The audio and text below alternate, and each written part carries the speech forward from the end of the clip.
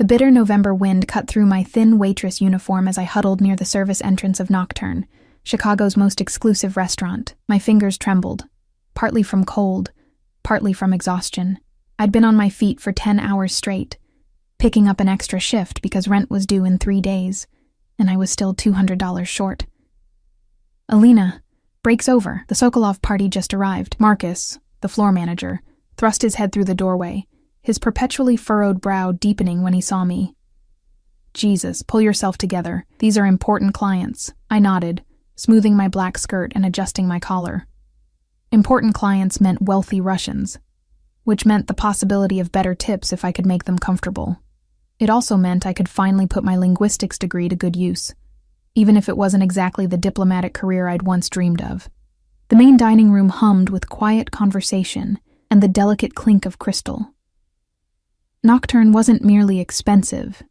It was theatrical, with its soaring ceilings, midnight blue walls, and constellation of hanging lights that mimicked stars against an evening sky. It was a place I could never afford to dine in myself, yet I spent 5 nights a week serving those who could. I approached the private dining room, a secluded alcove separated from the main area by heavy velvet curtains. Before I could announce myself, I heard heated voices speaking rapid Russian. "This territory is non-negotiable, Dmitri." A male voice, low and controlled, but with an edge that made the hair on my arms stand up. "You have until the end of the month." I hesitated, hand frozen midair. The conversation wasn't meant for outsiders' ears. I could turn around, ask someone else to take the table, but then Marcus would question me, and I couldn't afford to lose this job. Drawing a deep breath, I knocked twice and parted the curtains with my practiced professional smile. "Good evening, gentlemen. Welcome to Nocturne." 7 men occupied the table, but my eyes were immediately drawn to him. He sat at the head of the table, a tumbler of amber liquid untouched before him. Unlike the others in their flashy suits and excessive jewelry, he wore a simple black ensemble that seemed to absorb the light around him. His jawline could cut glass, partially obscured by a neatly trimmed beard that didn't quite hide a thin scar running along his right cheek. But it was his eyes that held me, slate gray and utterly still, like the surface of a frozen lake. The man to his right, heavy-set with a gaudy gold watch, responded first. Finally. We'll start with the 82 Bordeaux." I nodded, writing it down. "Excellent choice." "Would you like to see our appetizer menu?" I asked in Russian, the language flowing naturally from my lips before I could think better of it. The temperature in the room seemed to drop 10 degrees. Conversation ceased entirely. The man at the head of the table set down his untouched drink, his gaze now laser-focused on me. I felt naked, exposed, as if he could see through my skin to the rapid flutter of my pulse beneath. "Your Russian is excellent," he said in English, his accent barely perceptible. "Where did you learn to speak it so fluently?" I swallowed hard. Something in his tone suggested this wasn't casual curiosity. "I studied linguistics at Northwestern." "Russian was my specialty." "Northwestern," he repeated, as if testing the word. "You're American-born?" "Yes. But my grandmother was from St. Petersburg. She taught me when I was young."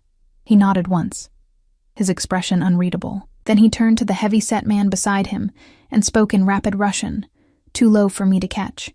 The man looked surprised, then nodded and stood. "Bring me the wine list," the gray-eyed man said to me in English, dismissing the other men with a slight gesture. They filed out, leaving only him and a stone-faced man standing near the curtain, whom I hadn't noticed before. Security, obviously, from his stance, and the barely concealed bulge of a shoulder holster. I stood frozen, uncertain what had just happened or what protocol to follow. Marcus would kill me if I'd somehow offended our VIP guests. "The wine list," he repeated, his voice softer now, almost gentle, though his eyes remained calculating. "Right away, sir." I turned to leave, my heart hammering in my chest. "What's your name?" he asked before I could escape. "Alina. Alina Foster." "Alina," he repeated, as if memorizing it. "I'm Victor Sokolov." My stomach dropped. Everyone in Chicago's service industry knew that name, whispered it with a mixture of fear and awe. Viktor Sokolov, the Russian businessman whose legitimate enterprises, nightclubs, real estate developments, import businesses, were rumored to be fronts for something much darker. I'd served wealthy men before, powerful men, but never someone who carried the weight of so many whispered warnings. Bring the wine list to my office upstairs, Alina Foster, room 301. It wasn't a request. I nodded and backed out through the curtains, my legs trembling beneath me. The restaurant occupied the ground floor of a renovated historical building. The upper floors were private offices, including, apparently, one belonging to Sokolov. Marcus intercepted me immediately. What the hell happened? The whole party just left except for Sokolov. I don't know. He asked for the wine list in his office, room 301. Marcus's face drained of color. You spoke Russian to him, didn't you? He hissed. I told you never to show off to the clients. I wasn't showing off. It's just habit when I hear, never mind. Give me the wine list. I'll take it up myself. But before he could grab it from my hands, the stone-faced security man appeared at my elbow. Mr. Sokolov specified the waitress should bring it, he said flatly. Marcus looked like he might protest, then seemed to think better of it. He thrust the leather-bound wine list into my hands. Don't screw this up, he muttered. The security man gestured toward the staff elevator. I followed him, clutching the wine list like a shield. As the elevator doors closed, encasing me in the small space with this hulking, silent man, I realized I might have made a terrible mistake. Is Mr. Sokolov upset with the service? I ventured. The man didn't even glance at me. Mr. Sokolov doesn't get upset. He gets even. My mouth went dry. What had I done to offend him? Was speaking Russian some kind of territorial offense? Or had I overheard something in that brief exchange that I shouldn't have? The elevator opened directly into a plush waiting area. The security man guided me down a hallway to a heavy wooden door with the number 301 etched in gold. He knocked once, then opened it without waiting for a response, gesturing for me to enter. I stepped into what could only be described as a power office, spacious, with floor-to-ceiling windows overlooking the Chicago skyline. A massive desk dominated one end, while a seating area with leather couches occupied the other. The walls were lined with books in multiple languages and what appeared to be authentic Russian art. Viktor Sokolov stood with his back to me, gazing out at the city lights. He'd removed his jacket, and his white shirt stretched across broad shoulders, the fabric so fine it seemed to shimmer in the dim light. The wine list, sir, I said, hating how my voice quavered. He turned, and I realized why he'd dismissed his associates. His carefully controlled expression had slipped, revealing something raw and dangerous. He crossed the room in 3 long strides, taking the wine list from my hands and setting it aside without a glance. Do you know who I am, Alina Foster? He asked quietly. I nodded, unable to form words as he circled me slowly, like a predator assessing its prey. Then you understand that I don't believe in coincidences. He stopped directly in front of me. A woman who speaks flawless Russian appears at my private dinner, the same dinner where I'm discussing matters of considerable sensitivity. I'm just a waitress, I whispered. I've worked at Nocturne for 8 months. You can check with... I already have.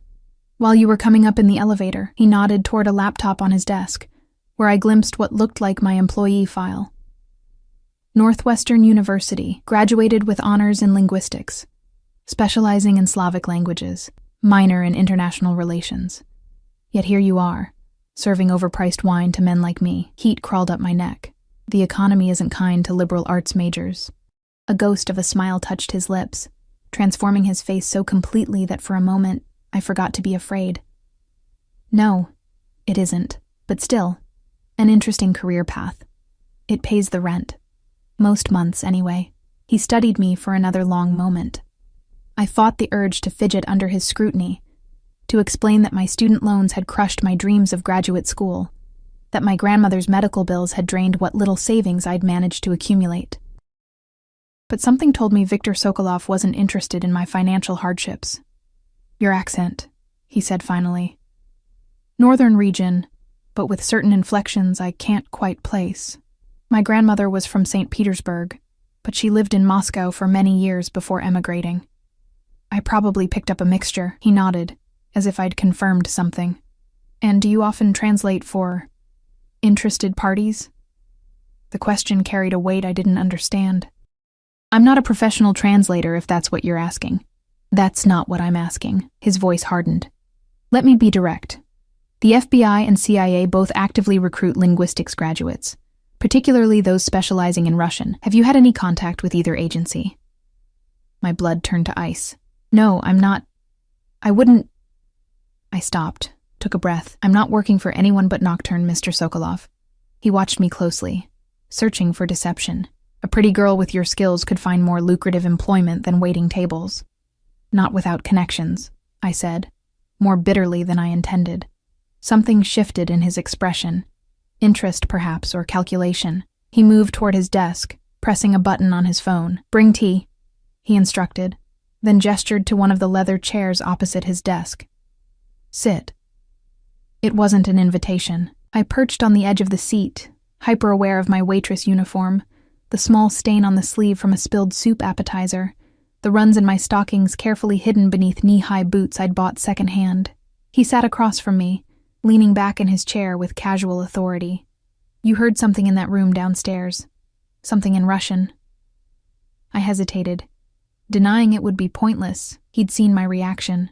Just a few sentences. Something about territory being non-negotiable. His jaw tightened. And what did you make of that? Nothing, I said honestly. I assume you're in real estate. He laughed then. The sound so unexpected it startled me.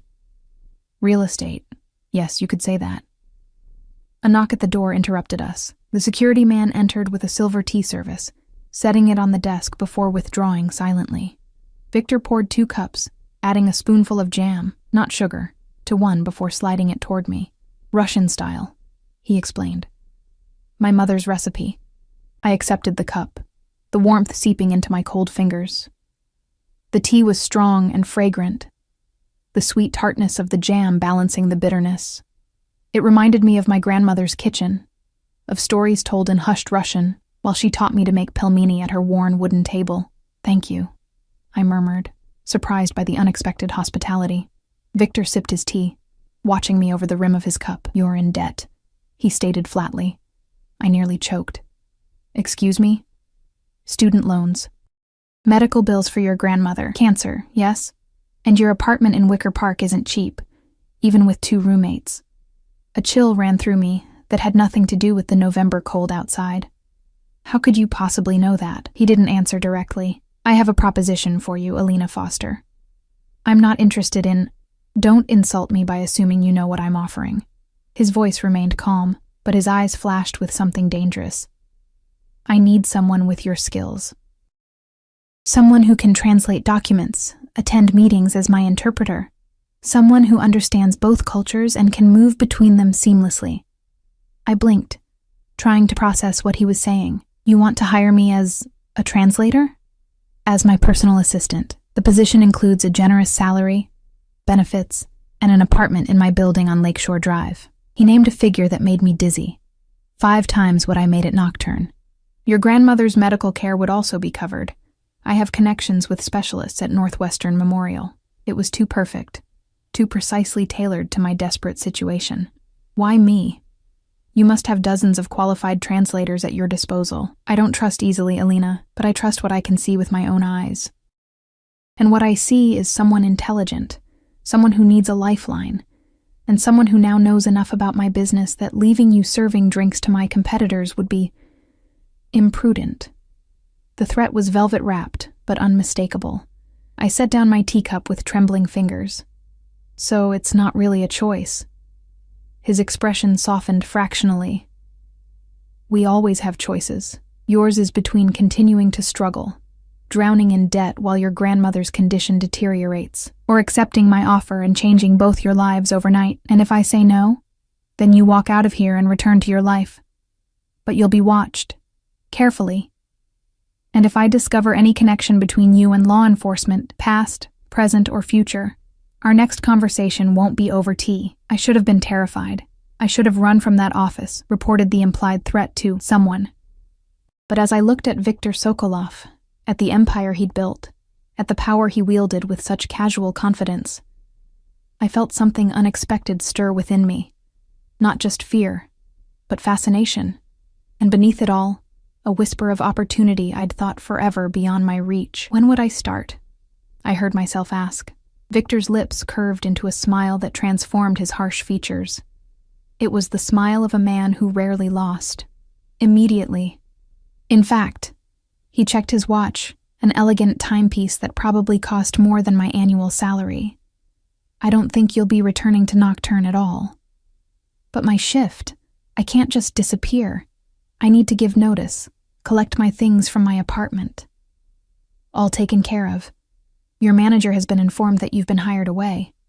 As for your apartment, he pressed a button on his phone again. Alexei will escort you there now to collect whatever you need for tonight.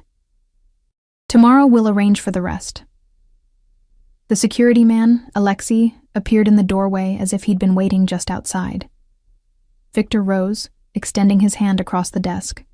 Do we have an agreement, Alina? I stood on shaky legs and placed my hand in his. His skin was warm, his grip firm but not crushing. Yes, I said, sealing my fate with a single word. We have an agreement. As I followed Alexei out, I glanced back one last time. Victor had returned to the window, silhouetted against the glittering Chicago skyline that seemed to bend to his will. In that moment, I understood that I had made a choice that would irreversibly alter the course of my life. I had stepped willingly into the orbit of a dangerous man, drawn by desperation and something else I couldn't yet name, something that both terrified and thrilled me. And as the heavy door closed behind me, I couldn't shake the feeling that I had just traded one form of captivity for another. Only time would tell whether my golden cage would prove to be my salvation or my ruin. The ride to my apartment was silent and tense. Alexei drove a sleek black Escalade with tinted windows so dark they were nearly opaque, navigating through Chicago's nighttime traffic with practiced ease. I sat in the back, my mind racing. Had I really just quit my job and agreed to work for a man who was almost certainly involved in organized crime? What would my grandmother say if she knew? My phone buzzed in my pocket, a text from my roommate, Zoe. Where are you? Marcus is freaking out. I stared at the screen, unsure how to respond. How could I explain what had just happened when I barely understood it myself? Got a new job, coming to get some things. We'll explain later. I typed back, knowing it was woefully inadequate. Alexei parked in front of my building, a converted warehouse with exposed brick and perpetually broken elevators. He followed me silently up 3 flights of stairs, maintaining a respectful distance, but making it clear I wasn't going anywhere without him. You don't have to come inside, I said as I fumbled for my keys. I'll just be a few minutes. His expression didn't change. Mr. Sokolov's instructions were specific. I stay with you. I pushed open the door to find Zoe and our other roommate, Tasha, sitting at our tiny kitchen table, both looking up in surprise. Alina, what the hell? Marcus called saying you abandoned your shift and... Zoe's words died in her throat as she caught sight of Alexei looming in the doorway. Who's that? This is... my new employer's colleague. The words sounded ridiculous even to my own ears. I need to pack some things. I'll be staying somewhere else for a while. Tasha stood, her arms crossed protectively. Are you in some kind of trouble? No, nothing like that. It's a great opportunity. A private translation job. I moved toward my bedroom, avoiding their concerned gazes. I'll call you tomorrow and explain everything. My room was barely large enough for a double bed and a dresser, but it had been my sanctuary for the past 2 years. I grabbed my largest duffel bag and began stuffing it with essentials.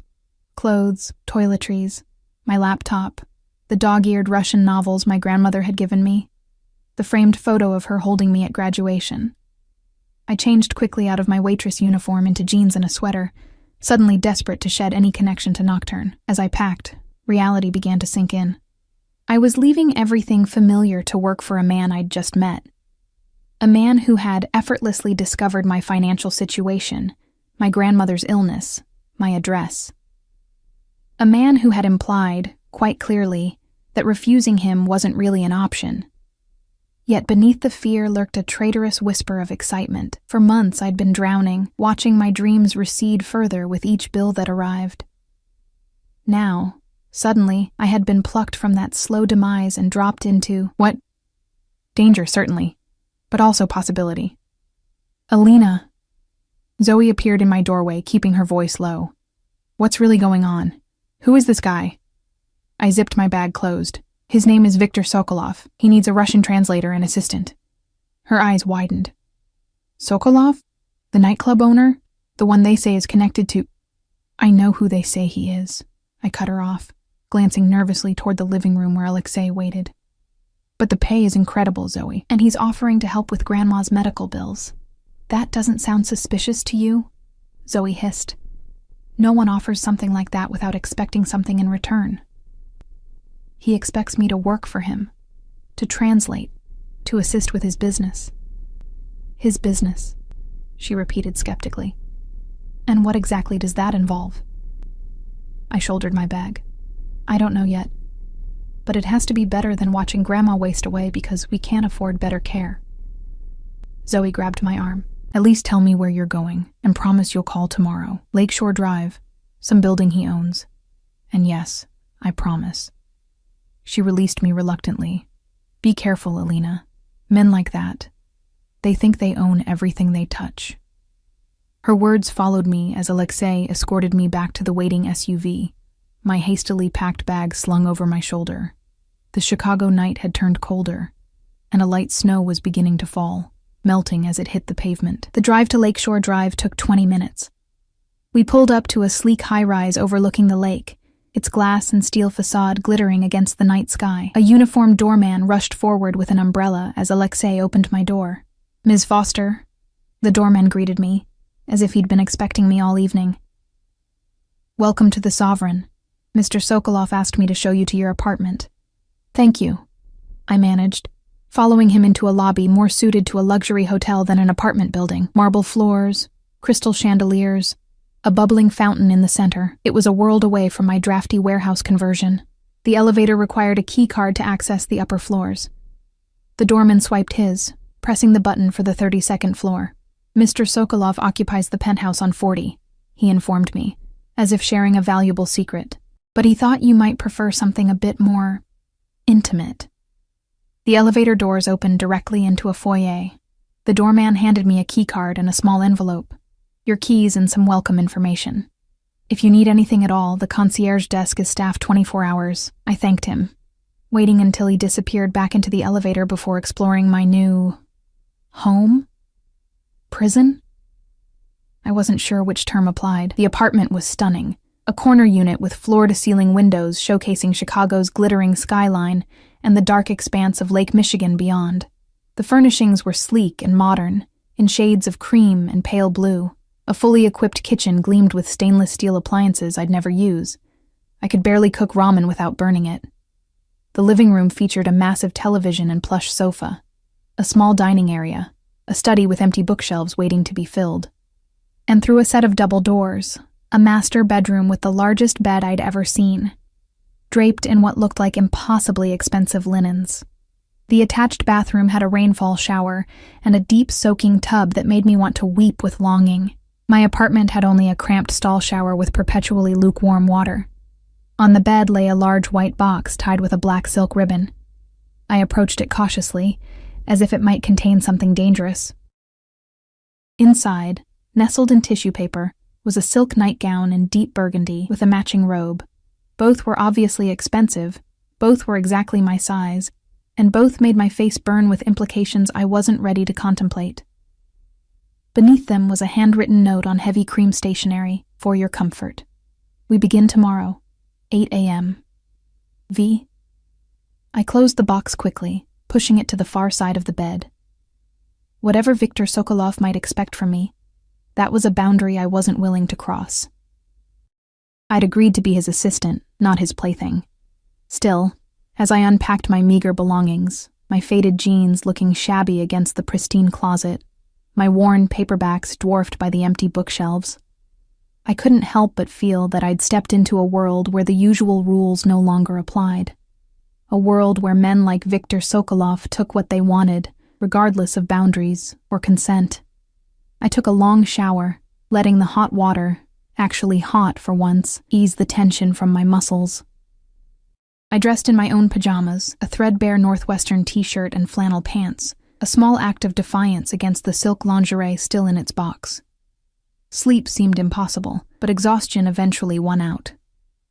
I drifted off to the unfamiliar sounds of the luxury building, the distant hum of the heating system, the occasional ping of the elevator, the muffled voices of wealthy neighbors returning from late dinners or theater outings.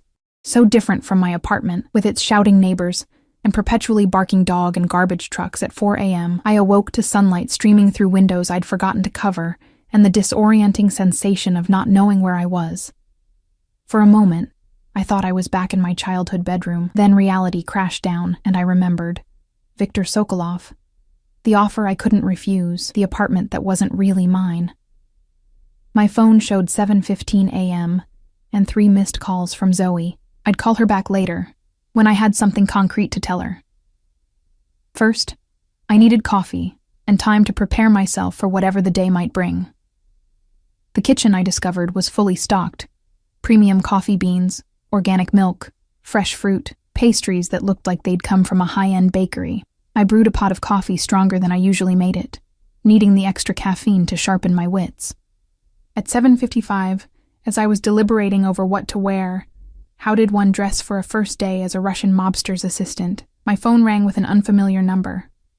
"Good morning, Ms. Foster," a crisp, professional female voice. "This is Irina, Mr. Sokolov's executive manager. A car is waiting for you downstairs. Mr. Sokolov is expecting you at his private residence." His residence? I'd assumed we'd be meeting at an office. "I'll be right down." I opted for the most professional outfit I'd brought. Black pants, a gray sweater, and ankle boots. My one concession to style was a vintage silk scarf, a gift from my grandmother, which I knotted at my neck, a touch of mascara, a swipe of tinted lip balm, and my hair pulled back into a neat bun, completed what I hoped was a competent, forgettable look. The same black Escalade waited outside, but this time a different man held the door, younger than Alexei, with close-cropped blonde hair and a scar above his left eyebrow. He nodded respectfully as I approached. "Ms. Foster, I'm Mikhail." "Nice to meet you." I slipped into the back seat, mentally cataloging another member of Viktor's security detail. How many men did he have, and were they all former military as their posture and alertness suggested? We drove north along Lakeshore Drive, eventually turning onto a private road that wound through an exclusive enclave of mansions set well back from the street. Mikhail stopped at a gate, pressed his thumb to a biometric scanner, and waited as it swung open silently. Viktor's home was a modernist masterpiece of glass and stone, perched on a bluff overlooking the lake. A series of geometric volumes stacked like a sophisticated puzzle, it managed to be both imposing and somehow organic, as if it had grown naturally from the rocky shoreline. Mikhail escorted me to a massive front door that swung open before we reached it. A slender woman in her 50s, with ash-blonde hair pulled into a severe bun, greeted us in the soaring entry hall. "Ms. Foster, I'm Irina Petrova." Her accent was pure Moscow, her handshake brisk and efficient. "Mr. Sokolov is in his study. Follow me, please." I trailed behind her through the house, trying not to gawk at my surroundings. The interior was minimalist, but clearly expensive, with museum-quality art on the walls and furnishings that looked both beautiful and uncomfortable. We passed several security men stationed throughout the house, each nodding respectfully to Irina as we passed. She stopped before a set of double doors, knocking once before opening them. "Ms. Foster is here, sir." Viktor Sokolov stood beside a wall of windows overlooking Lake Michigan, silhouetted against the morning light. Unlike the previous night, when he'd been dressed for business in his perfect black suit, today he wore dark jeans and a charcoal cashmere sweater that somehow made him look more dangerous, not less. "Alina, welcome." He turned, gesturing toward a seating area with 2 leather chairs facing each other across a chess table. "Did you sleep well?" "Yes, thank you." The lie came easily. "The apartment is very nice." "I'm glad you approve." He smiled slightly, as if he knew exactly how overwhelmed I'd been. "Please sit. Coffee? I nodded, perching on the edge of one of the chairs. Irina appeared with a silver tray bearing an ornate samovar and delicate porcelain cups. "That will be all for now, Irina," Victor said, dismissing her with a nod.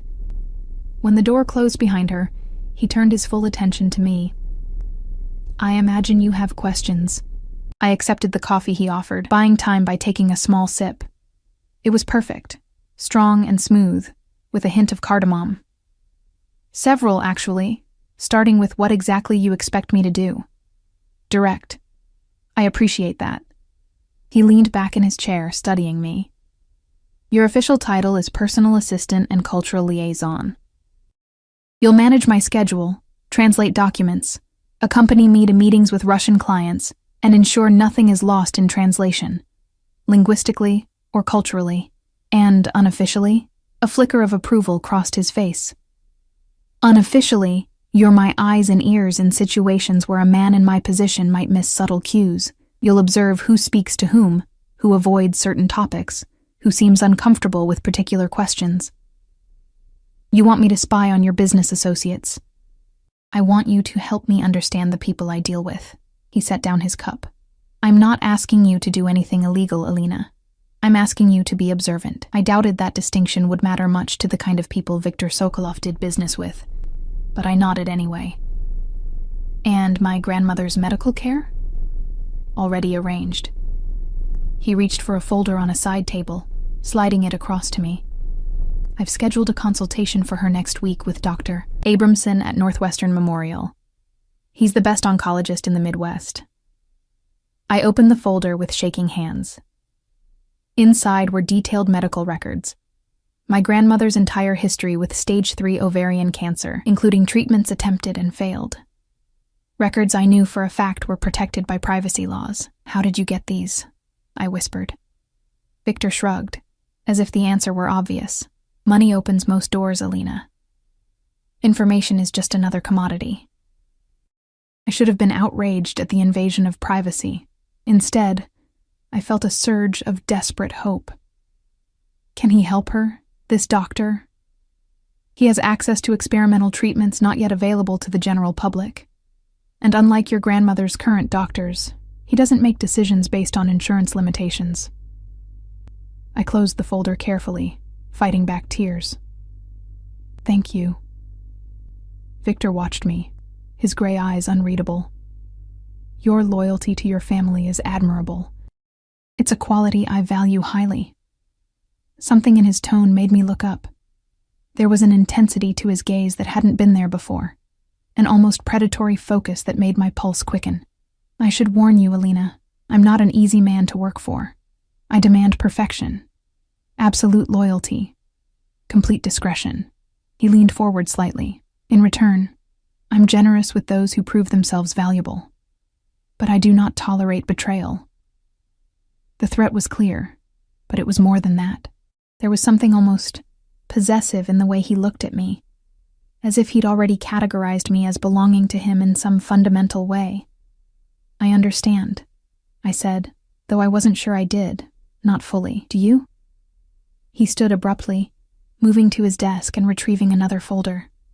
"Your background check was comprehensive, but there are gaps. 6 months last year where you seem to have disappeared. No employment records, no rental agreement, no credit card usage." I froze, my coffee cup halfway to my lips. "You investigated me. Of course I did. I don't invite strangers into my home, into my business, without knowing exactly who they are." His voice hardened. "Where were you during those 6 months, Alina?" The room suddenly felt too warm, too close. I set down my cup carefully. "I was with my grandmother in Philadelphia. After her diagnosis. I stayed in her apartment, used cash from my savings. There's no mystery." He studied me for a long moment, as if weighing the truth of my words. "And the man you were seeing before that? James Mercer?" My blood ran cold. James was a part of my life I'd tried very hard to forget. "That ended over a year ago. It's not relevant to anything. Everything about you is relevant to me now." Victor returned to his chair, his movements fluid and controlled. "Mercer works for the Chicago Tribune. Crime Beat, specializing in organized crime investigations. I'm aware of what he does. My voice came out sharper than I intended. We dated briefly. It didn't work out. End of story. Is it? Victor's eyes narrowed slightly. He's been investigating my business interests for months. And now, suddenly, his ex-girlfriend appears in my restaurant, speaking flawless Russian, conveniently needing employment. The implication hit me like a physical blow. You think I'm working with him? Spying for him? I stood, anger temporarily overriding caution. I haven't spoken to James in months. Our breakup wasn't amicable. I would never... Sit down, Alina.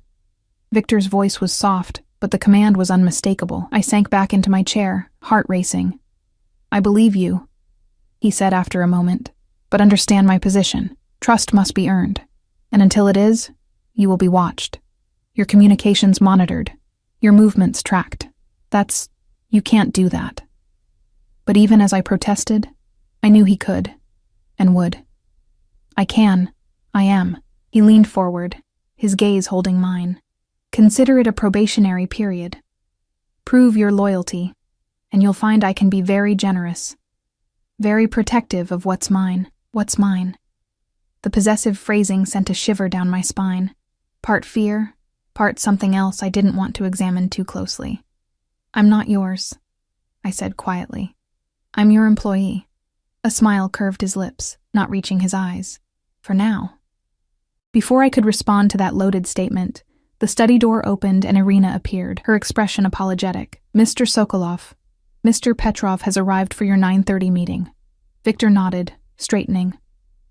Show him to the conference room. I'll join you shortly. He turned back to me as Irina withdrew. Your first official duty. Mr. Petrov speaks very little English, and I need to ensure nothing is lost in translation. I stood, grateful for the interruption and the chance to regain my composure. Of course. As I followed Victor from the study, I couldn't shake his words from my mind, very protective of what's mine. For now, the implications hung in the air between us, unspoken but unmistakable. I had agreed to work for Viktor Sokolov out of desperation, seeing only the lifeline he offered for my grandmother. I hadn't considered that he might want more than my linguistic skills, that the golden cage he'd built might be designed to hold more than just a translator. And as we entered the conference room, where a heavy-set man with a florid face stood waiting, I realized with growing unease that I had walked willingly into the orbit of a man who took what he wanted, and who, for reasons I didn't yet understand, had decided that he wanted me.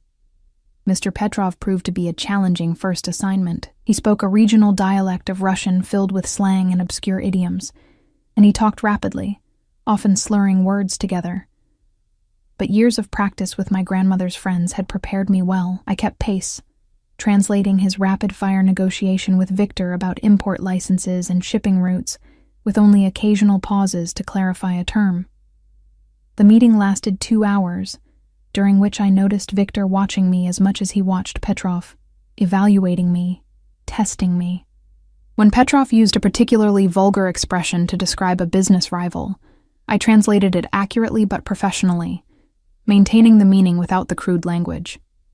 Victor's lips twitched in what might have been approval. When Petrov finally left, escorted out by Mikhail, Victor turned to me. You did well. Most translators would have softened his more colorful expressions. You said you wanted accurate translations. Nothing lost. Indeed. He checked his watch. We have another meeting at 1, a business lunch with American investors. You won't need to translate, but I want you to observe. The lunch meeting took place at an exclusive club overlooking Millennium Park. I sat slightly behind Victor at a table filled with middle-aged men in expensive suits, taking notes and observing as instructed. They discussed a real estate development, a luxury hotel and shopping complex, with such casual mention of 8-figure sums that it made my student loan debt seem laughably insignificant by comparison. What struck me most was the deference they showed Victor. These were clearly powerful men in their own right, CEOs, hedge fund managers, real estate moguls. Yet they yielded to him in subtle ways. They waited for him to speak before offering opinions. They sought his approval with small glances. They laughed too readily at his rare attempts at humor. They feared him, I realized. Not overtly, but in the way prey animals instinctively fear predators. A bone-deep recognition of danger barely concealed beneath a civilized veneer. After lunch, we returned to Victor's mansion. He disappeared into his study with Irina, leaving me to wait in a sunlit sitting room with a view of the lake. An hour passed, then another. I was beginning to wonder if I'd been forgotten when Irina appeared. Mr. Sokolov would like you to join him for dinner, she announced. There are suitable clothes in your apartment. Mikhail will take you there and bring you back at 7. I can just wear what I have on, I began. But Irina's expression made it clear this wasn't a suggestion. 7 o'clock, she repeated. Don't be late. Back at the apartment, I found not one but several garment bags hanging in the closet, none of which had been there that morning. Each contained an evening outfit, complete with accessories, all in my size, all from designers I'd only read about in magazines. The least revealing was a black dress with a high neck and long sleeves, fitted but not inappropriately so. I chose that one, along with the simple pearl earrings that accompanied it. As I dressed, I couldn't help but wonder about the other women who must have come before me. Had they lived in this apartment too? Worn clothes Victor selected? Sat across from him at dinner, wondering about his intentions? The thought made my stomach twist with something that felt uncomfortably like jealousy. Mikhail arrived precisely at 6:45, his expression betraying nothing when I emerged in the black dress. The drive back to Victor's mansion was silent, but I felt a growing tension coiling within me. This was more than a business dinner, we both knew it. Victor waited in the foyer when I arrived, dressed now in a tailored suit that emphasized his broad shoulders and lean waist. His eyes swept over me, lingering just long enough to make heat rise to my cheeks. The dress suits you, he said simply, offering his arm. I thought we might eat on the terrace. The weather has cleared, and the view of the lake is exceptional at sunset. The terrace was actually a rooftop garden, accessible by a private elevator from the master suite. Despite the November chill, it was comfortably warm thanks to discreetly placed heaters. A table had been set for 2, with candles flickering in hurricane lamps, and a bottle of wine already breathing. This is not what I expected, I admitted as he held my chair. What did you expect? Victor poured wine into delicate crystal glasses. I don't know. Something less. I gestured at the intimate table setting, the candlelight, the rose petals scattered among the hurricane lamps. Less romantic. He smiled slightly, taking his seat across from me. Is it so strange that I might enjoy beautiful things in beautiful settings? Before I could respond, a server appeared with the first course. A delicate beet salad with goat cheese and candied walnuts. It was followed by a parade of exquisite dishes, seared scallops, rack of lamb, a chocolate soufflé that melted on my tongue. Throughout the meal, Victor asked questions about my childhood, my studies, my interests, all while skillfully evading questions about his own past. You're very good at that, I observed as we finished dessert. At what? Learning everything about me while revealing nothing about yourself. He smiled, swirling the last of his wine. An occupational hazard. In my position, privacy is more than a preference. It's a survival tactic. Yet you've invaded my privacy completely. I didn't mean to sound bitter, but the wine had loosened my tongue. My medical records, my financial situation, my ex-boyfriend. A necessary precaution. His expression hardened slightly. I don't apologize for protecting myself and my interests. And am I one of your interests now? The question slipped out before I could stop it. Victor set down his glass, his gray eyes suddenly intense in the candlelight. Yes, he said simply. You are. The directness of his answer left me momentarily speechless. I had expected evasion, perhaps even denial, not this stark confirmation. Why? I finally managed. He considered me for a long moment. You remind me of someone I once knew. Someone who spoke her mind regardless of consequences. Someone who didn't cower, his lips curved in a half-smile. It's refreshing in a world where most people are too afraid to meet my eyes. I'm not afraid of you. The lie tumbled out easily. No? He leaned forward slightly, his voice dropping. You should be. A shiver ran through me that had nothing to do with the evening air. Is that a threat? A fact. Victor stood, moving to the edge of the terrace where the Chicago skyline glittered against the night. I've done things that would terrify you, Alina. I've built my empire on the backs of those who underestimated me, who thought they could take what was mine. I rose, drawn to him despite my better judgment. And what exactly is yours, Victor? He turned, his expression almost predatory in the shadows. Everything you see. His gaze swept over the city spread out beneath us. And now, you, my breath caught. I told you before, I'm not yours. I'm your employee. For now. He repeated his earlier statement, moving closer until I could feel the heat radiating from his body. But I see the way you look at me when you think I'm not watching. The way your pulse jumps when I enter a room. He reached out, his fingertips grazing my neck where my carotid betrayed me with its rapid beating. Your body speaks truths your words deny. I should have stepped back, should have maintained professional distance. Instead, I stood frozen, caught in the magnetic pull of his presence. What happened to the woman I remind you of? I asked quietly. Pain flashed briefly across his features, gone so quickly I might have imagined it. She died. I'm sorry. Don't be. It was a long time ago. He withdrew his hand, and I felt its absence like a physical loss. My sister was always braver than she should have been, always speaking truth to power, regardless of consequence. Something dark passed behind his eyes. The world punishes that kind of courage. The admission stunned me. It was the first personal detail he'd shared, a tiny crack in his impenetrable armor.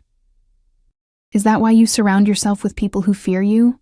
So no one speaks truth to your power? His expression sharpened. Careful, Alina. You said you valued my directness. Did you mean only when it's convenient? For a moment, I thought I'd gone too far. Something dangerous flickered in his gaze, and I remembered suddenly who he was, what he was capable of. But then, unexpectedly, he laughed, a genuine sound that transformed his harsh features, making him look younger, almost carefree. You really aren't afraid of me, he said, sounding both surprised and pleased. How refreshing. Before I could respond, his phone vibrated in his pocket. He checked it, his expression immediately shuddering. Excuse me, I need to take this. He stepped away, speaking rapid Russian into the phone, his voice too low for me to catch more than fragments. Something about a shipment, unexpected complications, security concerns. His posture had tensed. The brief moment of openness completely vanished. When he returned, his face was carefully blank. I apologize, but I need to cut our evening short. Mikhail will take you back to your apartment. Is everything all right? I asked, though I knew he wouldn't tell me if it wasn't just business. He escorted me to the elevator, his hand resting lightly on the small of my back. In the confined space, his cologne, sandalwood and something darker, more primal, enveloped me. Tomorrow, 8 o'clock, Irina will brief you on the week's schedule. The doors opened, and Mikhail was already waiting in the foyer, car keys in hand. Victor's fingers lingered on my back, a gentle pressure that nonetheless sent heat spreading through my body. Good night, Alina, he murmured, his lips close enough to my ear that I could feel his breath. Sweet dreams. The drive back to my apartment passed in a blur. My mind replayed every moment of the evening, every touch, every loaded glance. I was attracted to him. I couldn't deny it any longer. Attracted to a man who was dangerous, powerful, possibly criminal. A man who had all but stated his intention to possess me. What kind of woman did that make me? Sleep eluded me that night. I tossed and turned, my thoughts chasing each other in endless circles. Just before dawn, I gave up and called my grandmother. Despite the early hour, she answered on the second ring. Alinachka, she greeted me in Russian, her voice warm despite the weakness underlying it. I was just thinking about you. I miss you, babushka. I curled around my phone like a lifeline to sanity. How are you feeling? The same. But never mind that. Tell me about this new job of yours. So mysterious. Your message said only that you're working as a translator now? I hesitated. How much should I tell her? Nothing that would worry her, certainly. Yes, for a Russian businessman. It's a good opportunity. Russian? Is he handsome, this businessman? I laughed despite myself. Ever since my breakup with James, she'd been not so subtly pushing me to date again. Babushka, please. It's not like that. If you say so. I could hear the smile in her voice. But you know what they say. Russian men make passionate lovers but terrible husbands. I'll keep that in mind, I said dryly. Listen, something else good has happened. I've arranged for you to see a specialist at Northwestern Memorial, Dr. Abramson. He's supposed to be the best, and he has access to treatments your current doctor doesn't. Silence greeted this announcement.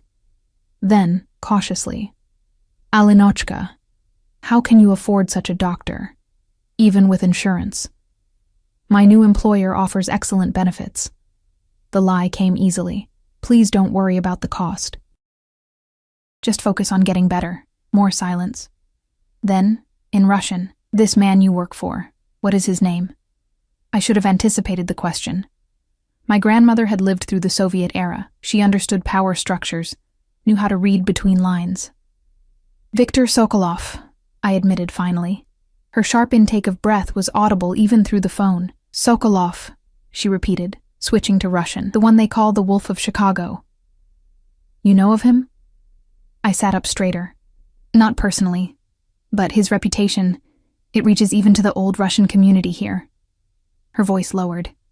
They say he controls half the city, that nothing moves through Chicago without his permission. Those are just rumors, I said, without conviction. Perhaps, she paused. But be careful, my Alinochka. Men like that. They take what they want and leave destruction in their wake. Almost exactly what Zoe had said. Was I the only one who couldn't see the danger clearly? I'll be careful, I promised. I should go. I have to be at work soon. I love you, Babushka. I love you too, my heart. Call again soon. I hung up, my grandmother's warning echoing in my mind as I prepared for my second day as Viktor Sokolov's assistant. The Wolf of Chicago. The nickname suited him. Predatory, territorial, dangerous when cornered. Mikhail picked me up at precisely 7:30, his taciturn presence now almost familiar. This time, we drove not to Victor's mansion, but to a nondescript building in the West Loop. Unlike his home, this building had multiple layers of security.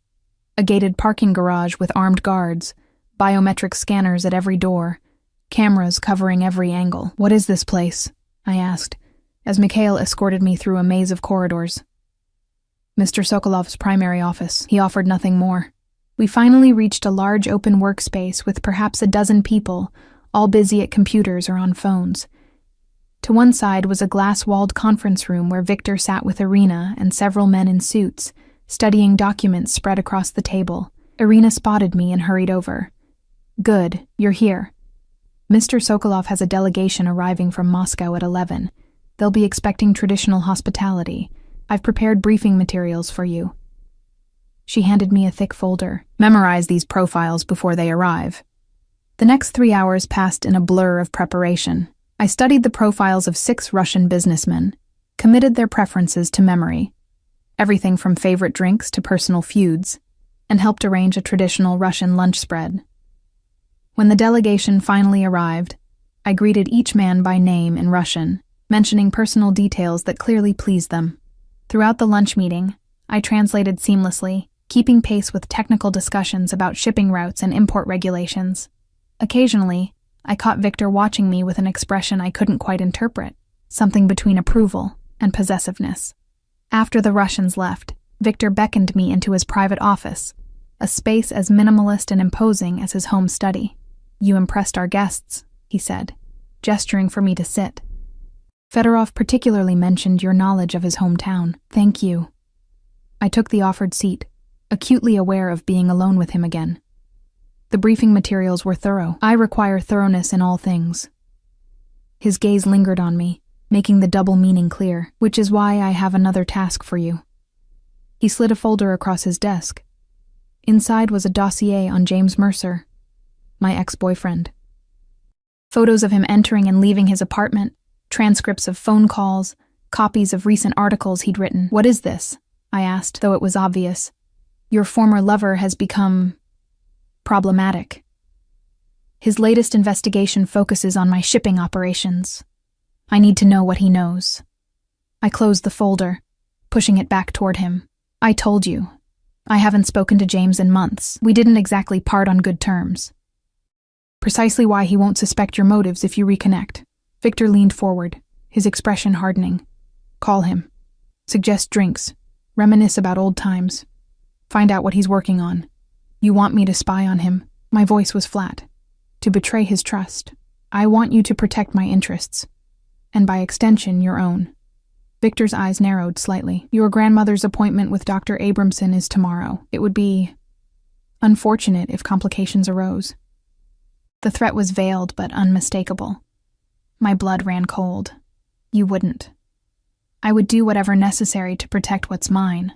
He held my gaze unflinching. Make the call, Alina. In that moment, I hated him, hated the power he held over me, hated my own weakness in bending to it. But more than that, I hated that even now, with him threatening my grandmother's care, I still felt that treacherous pull of attraction. Fine, I said through clenched teeth. I'll call him. Victor smiled, the expression not reaching his eyes. Excellent. Arrange to meet him tonight. Mikhail will drive you. You're having me followed? Though I don't know why I was surprised. Not followed. Protected. He stood, signaling the end of our conversation. There are those who would use you to get to me. I'm just your translator, I said, rising as well. Victor moved around the desk until he stood directly before me, close enough that I had to tilt my head back to maintain eye contact. You are far more than that, Alina Foster. You simply haven't accepted it yet. His proximity was overwhelming. The heat of him, the subtle scent of his cologne, the intensity of his gaze. For a wild moment, I thought he might kiss me. Part of me wanted him to, wanted to discover if his mouth would be as demanding as his personality, if his touch would ignite the fire his looks promised. Instead, he stepped back, professional mask firmly in place once more. Call Mercer. Report back to me afterward. I nodded stiffly and turned to leave. And Alina? His voice stopped me at the door. Remember where your loyalties lie. I looked back at him, at this man who had upended my life in less than 48 hours. Do you really think loyalty can be bought, Victor? Something flickered in his eyes, surprise, perhaps, or respect.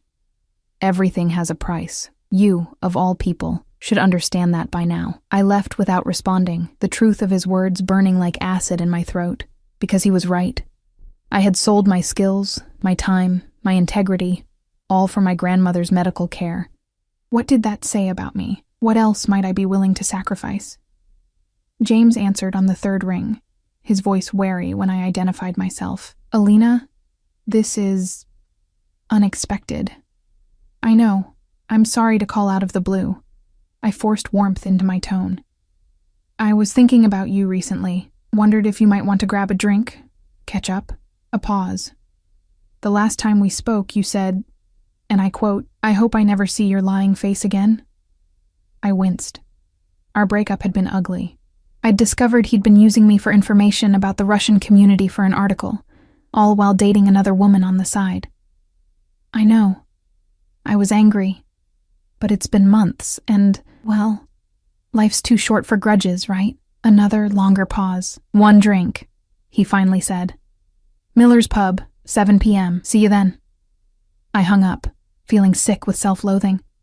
I was about to do to James exactly what he'd done to me, use him for information, betray his trust. The symmetry was nauseating, but what choice did I have? Victor had made the stakes clear. My grandmother's health, her life, depended on my cooperation.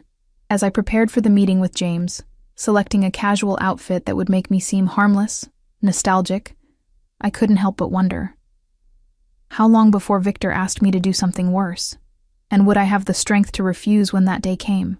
Because despite everything, the manipulation, the threats, the control, some traitorous part of me still responded to him. Still thrilled at his approval, still yearned for his touch. And that terrified me more than any threat he could make. I was falling under the spell of the Wolf of Chicago, and I wasn't sure I wanted to be saved. Miller's Pub was crowded with the after-work crowd, the air thick with the smell of beer and fried food. I spotted James immediately at a corner table. His sandy hair slightly longer than when we'd dated, dark circles under his blue eyes suggesting late nights chasing stories. Mikhail had dropped me off with instructions to wait across the street. 2 hours, he'd said. No longer. The implication was clear. Victor would be watching, even if not physically present. James stood as I approached, his expression guarded. Alina. No hug, no kiss on the cheek. Just my name, spoken with careful neutrality. James, thanks for meeting me. I slid into the booth across from him, shrugging off my coat. You look good. A lie. He looked exhausted, worn thin by whatever story he was chasing. Victor's story, I reminded myself with a pang of guilt. You too. His eyes traced my face, lingering on the pearl earrings I'd forgotten to remove after work. Nice earrings. New? A gift. I removed them quickly, tucking them into my purse. How have you been? Busy. You know how it is with the paper, always chasing the next deadline. He signaled a waitress. What are you drinking? Vodka tonic. I needed something stronger than my usual wine. He ordered our drinks, then turned back to me, eyes narrowing slightly. So, why the sudden desire to reconnect? Last I checked, you hated my guts. Direct, as always. It was what had attracted me to him initially. His refusal to play games, to sugarcoat truth. Until I discovered his directness was selective, applied only when it suited him. I ran into Melanie Johnson last week. A lie I'd prepared carefully. Melanie was a mutual friend from Northwestern, someone I knew he still kept in touch with. She mentioned you were working on a big story. It made me realize how petty our fight seems now. We were good together, before I used you for information and cheated on you. His smile was self-deprecating. Let's not rewrite history, Alina. We both know what I did. Our drinks arrived, sparing me from responding immediately. I took a long sip, the vodka burning pleasantly down my throat. Fair enough. I'm not suggesting we get back together. Just maybe we can be friendly. Friendly? He considered this, studying me over the rim of his whiskey glass. So, what are you up to these days? Still at that fancy restaurant? No, actually, I've moved on, using my degree finally. I traced the condensation on my glass. I'm working as a translator and personal assistant for a business executive. Anyone I know. The question seemed casual, but his reporter's instincts were visibly engaged now, his eyes sharp. Viktor Sokolov. I dropped the name deliberately, watching his reaction. He stilled, his glass halfway to his lips. Sokolov. He set the drink down carefully. How long have you been working for him? Just a few days. It happened suddenly. That, at least, was true. The pay is amazing, and he's arranged specialist care for my grandmother. James leaned forward, lowering his voice. Alina, do you have any idea who Sokolov really is? A successful businessman with diverse interests. I recited the public line. Nightclubs, real estate, import-export. That's the sanitized version. His eyes darted around the pub, checking for eavesdroppers. Look, I shouldn't be telling you this, but my current investigation, it's about him, about what he really imports, and it's not just vodka and caviar. My heart rate quickened. This was exactly what Victor wanted to know. What do you mean? James hesitated, internal conflict clear on his face. Finally, he sighed. You need to understand what you've gotten yourself into. Sokolov runs the most sophisticated smuggling operation in the Midwest. Drugs, weapons, even people sometimes. His legitimate businesses are just a front. That's a serious accusation. I kept my voice neutral, fighting to hide my reaction. Do you have proof? Getting there. I have sources inside his operation, documentation of shipments that don't match manifest records. His eyes narrowed. Why? Has he asked you to translate anything suspicious? No, nothing like that. I looked away, unable to meet his gaze. Mostly business correspondence, meeting notes, boring stuff. Keep it that way. James reached across the table, grabbing my hand with unexpected intensity. Listen to me, Alina. You need to get out now, before you're in too deep. Sokolov doesn't hire people without a purpose. If he brought you in, he wants something specific from you." The concern in his voice seemed genuine, making my betrayal burn even hotter in my chest. "I can handle myself." "No, you can't. Not with men like him." James squeezed my hand. "I've been investigating Sokolov for 8 months. Do you know what happens to people who cross him? They disappear, Alina, or they have accidents. Just last month, one of his former associates was found in the river with his throat cut. A chill ran through me. Maybe that was unrelated. It wasn't." James released my hand, running his fingers through his hair in frustration. "Look, I know we ended badly. I was an asshole. But I don't want to see you hurt.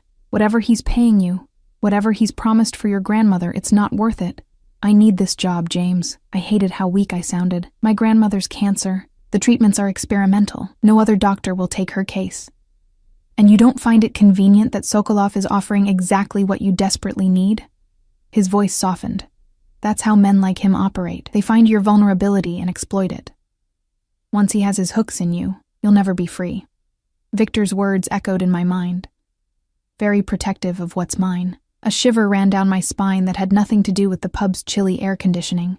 "When is your article coming out?" I asked, trying to steer the conversation back to what Victor wanted to know. "Soon. Few weeks, maybe less. I'm meeting a key source tomorrow night." He leaned forward again. "Alina, promise me you'll be careful. Don't sign anything. Don't agree to anything that feels wrong. And if you see or hear anything suspicious, call me, day or night." I nodded, guilt churning in my stomach. "I promise." We finished our drinks with forced small talk about mutual friends, the approaching holidays, neutral topics that didn't touch on Victor or James's investigation. When we parted outside the pub, he hugged me briefly. "I mean it, Alina. Be careful. And call me if you need anything." "I will," I lied, watching him walk away, knowing I'd just betrayed him all over again. Mikhail was waiting exactly where he'd left me, the black Escalade idling at the curb. He didn't ask questions as I slid into the back seat, just pulled smoothly into traffic. "Mr. Sokolov wants to see you," he said after several minutes of silence. "We're going to his residence." It was nearly 9 p.m. when we arrived at Victor's mansion. The night was clear but bitterly cold.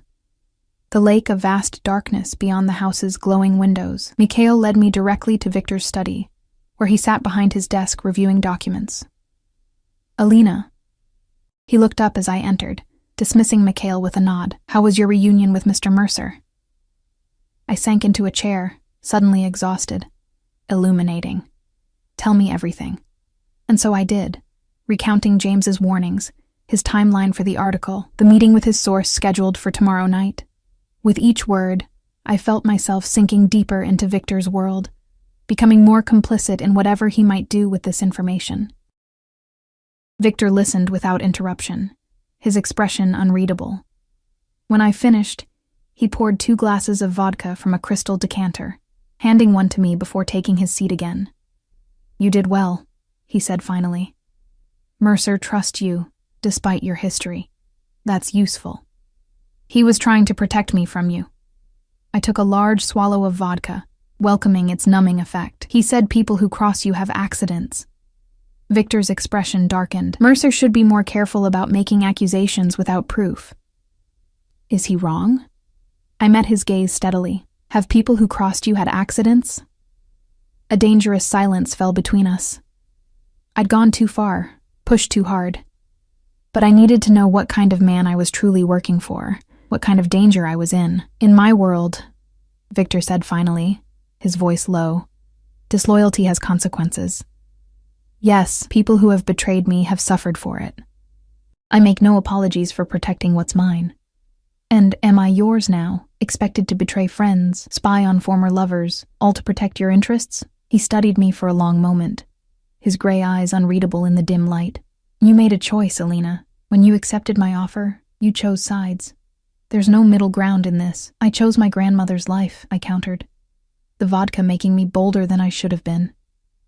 "Not to become your spy. Yet here you are, reporting on Mercer's activities." His voice held no judgment, merely stating facts. We all make compromises. The question is whether we can live with them. The truth of his words hit me like a physical blow. I had compromised myself willingly, trading information for my grandmother's care. Where would it end? What else would I be willing to do to keep her alive? I should go, I said, setting down my glass with shaking hands. It's been a long day. Stay. The word was both command and request. It's late, and the weather is turning.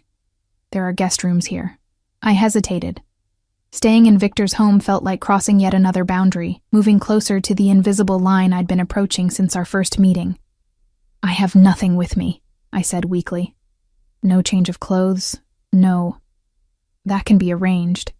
He pressed a button on his desk phone. When Irina answered, he spoke briefly in Russian, too low for me to catch.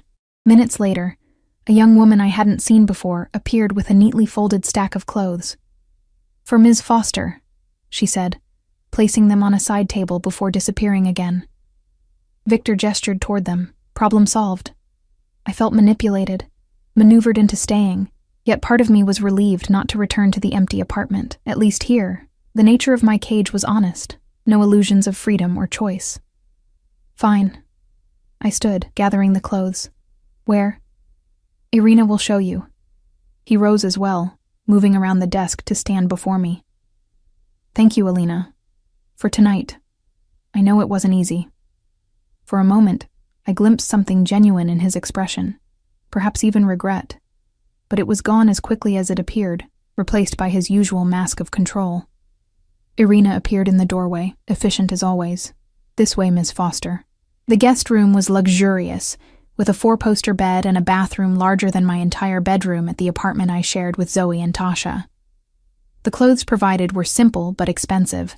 Silk pajamas, a cashmere robe, even a toothbrush and toiletries arranged neatly in the bathroom. Everything anticipated, every need met. The perfect golden cage. I showered, letting hot water sluice away the day's tensions, trying not to think about James's warnings or Victor's veiled threats. When I emerged, wrapped in the plush robe, I was startled to find Victor himself waiting in a sitting area adjacent to the bedroom. I thought you might like tea before bed. He gestured to a silver service on the coffee table. My mother's recipe again. I clutched the robe tighter around myself, acutely aware of my vulnerability. Thank you, but I'm very tired. He ignored my implicit dismissal, pouring tea into 2 delicate cups. My sister had trouble sleeping too, especially after our parents died. Tea was the only thing that helped. The casual mention of his sister, the second personal detail he'd shared, caught me off guard. What was her name? I asked, sitting across from him despite my better judgment. Natasha. His expression softened slightly. She was 3 years younger than me, brilliant, headstrong, much like you. What happened to her? I accepted the tea he offered, the familiar scent of black tea and raspberry jam, strangely comforting. Victor's jaw tightened. She got involved with the wrong people. Trusted someone she shouldn't have. He looked away, toward the windows where snow had begun to fall in gentle flurries. She paid for that mistake with her life. The raw pain in his voice was unmistakable, transforming him momentarily from the untouchable crime lord to simply a man grieving his sister.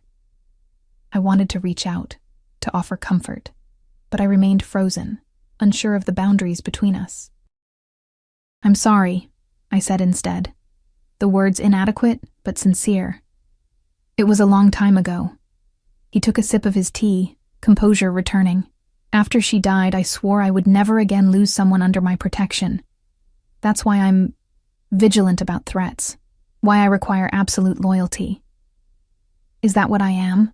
Someone under your protection? His gaze locked with mine, intense and uncompromising. Yes, whether you want to be or not. I never asked for that, yet here you are. He set down his cup, leaning forward slightly. You could have walked away that first night, Alina. Refused my offer, taken your chances, but you didn't. Something in you recognized something in me. Desperation, I countered. Not recognition. Is that what you tell yourself? His voice dropped lower, more intimate. That you're here only for your grandmother's treatment? That you feel nothing when we're together like this?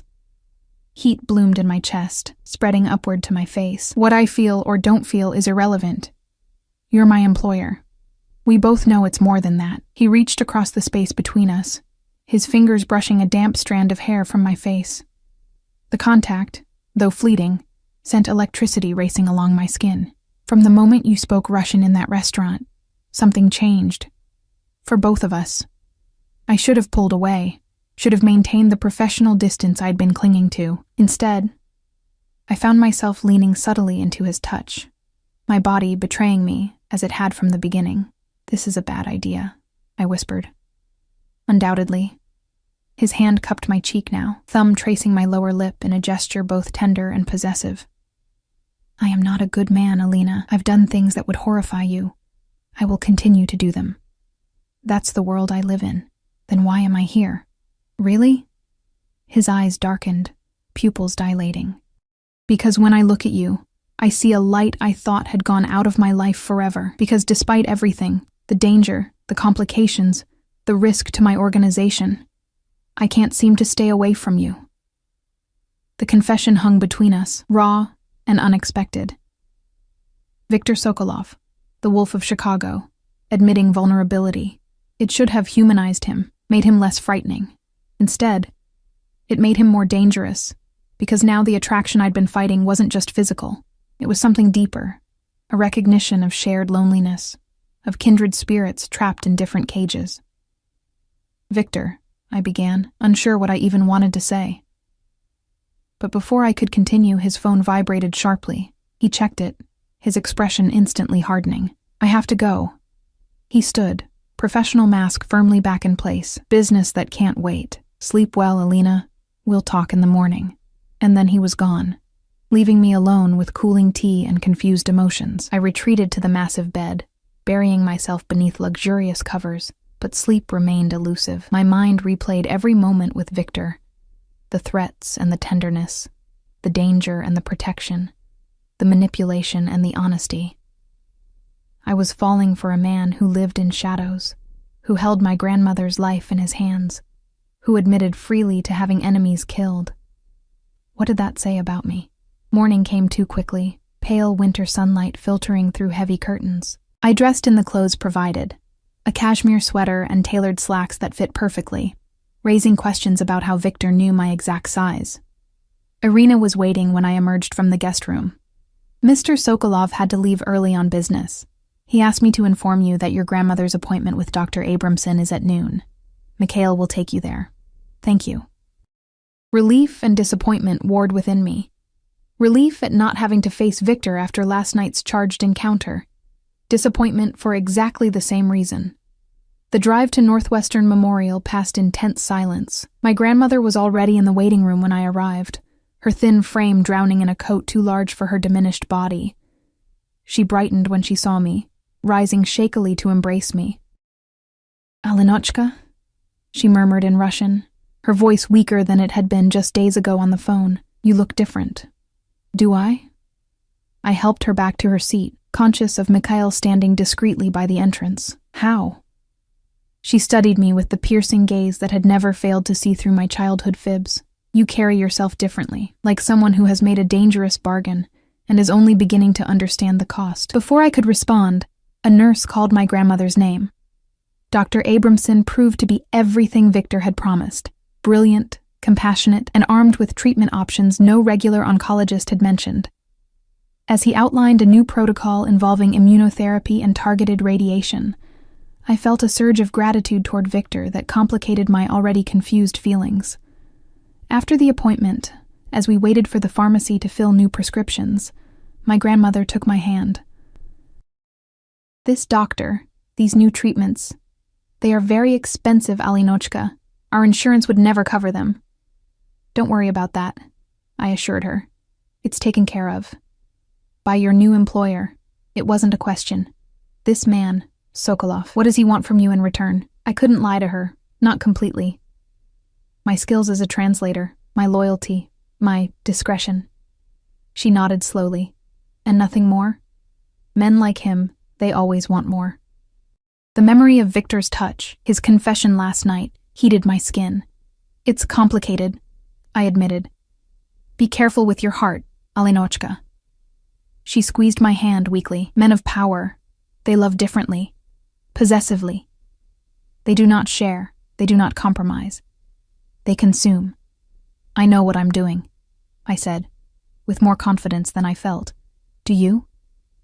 She looked past me, to where Mikhail stood watching us. You are being followed already, watched.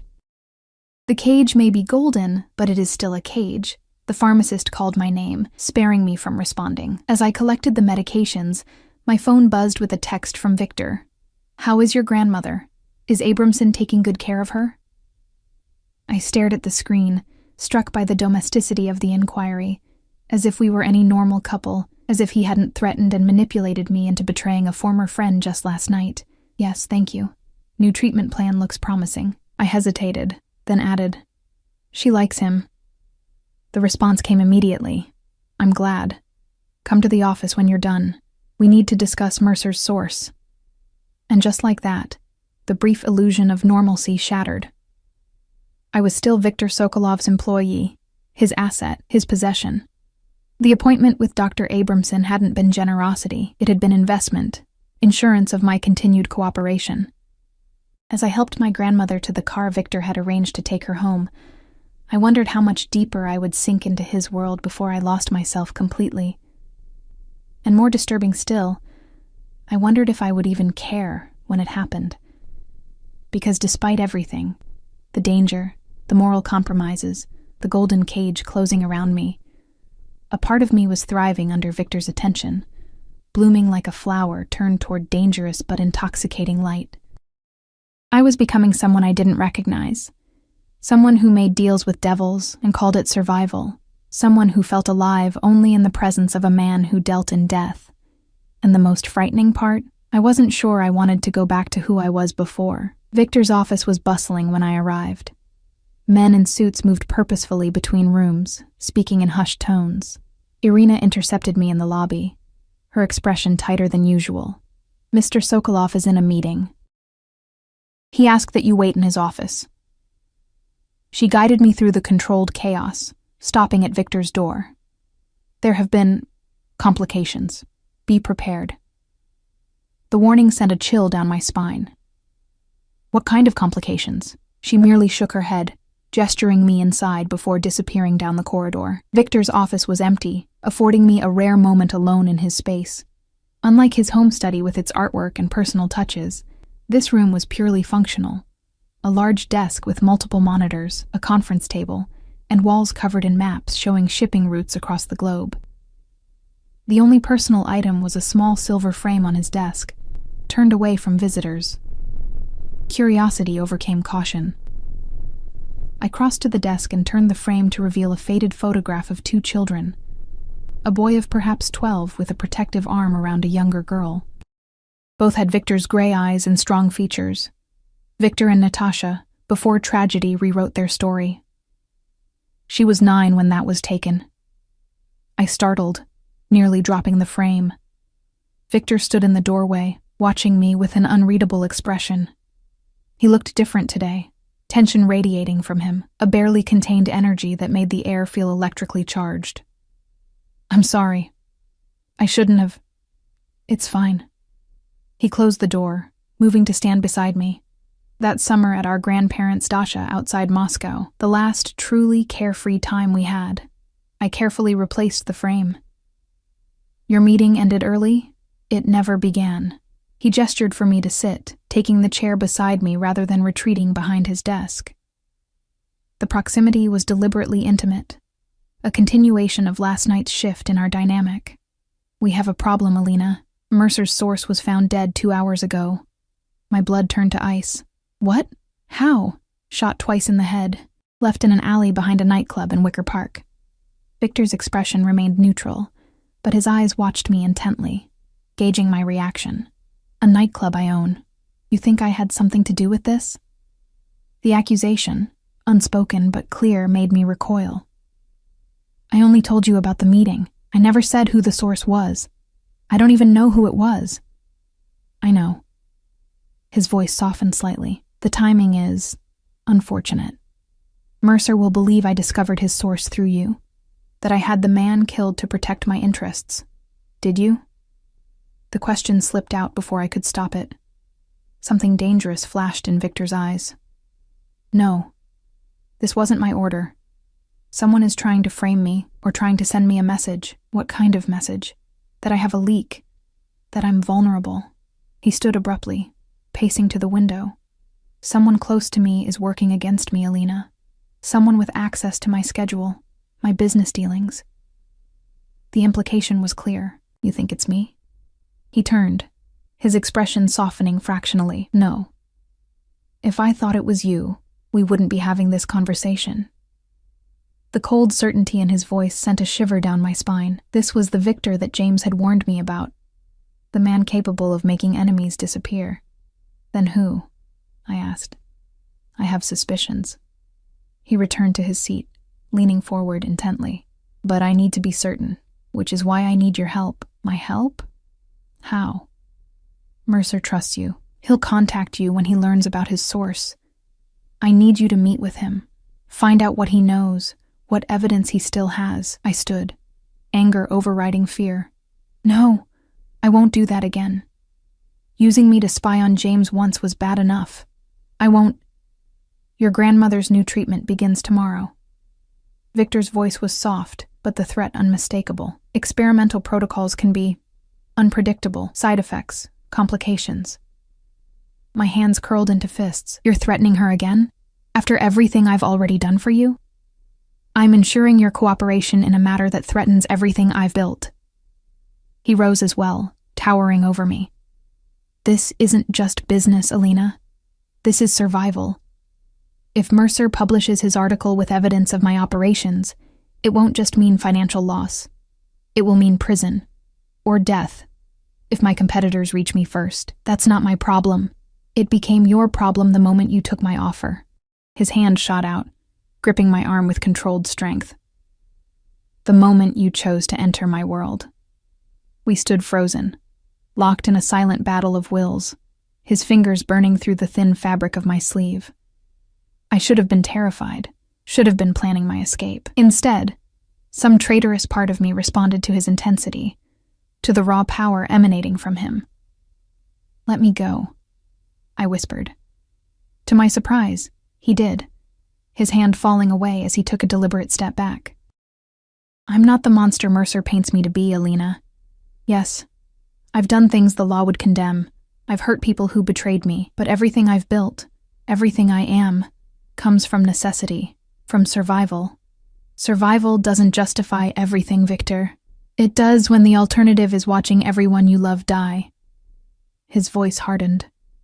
I was 17 when the Bratva killed my parents for refusing to pay protection money. 19 when they came for Natasha after I began building my own organization to fight back. I know exactly what's at stake here.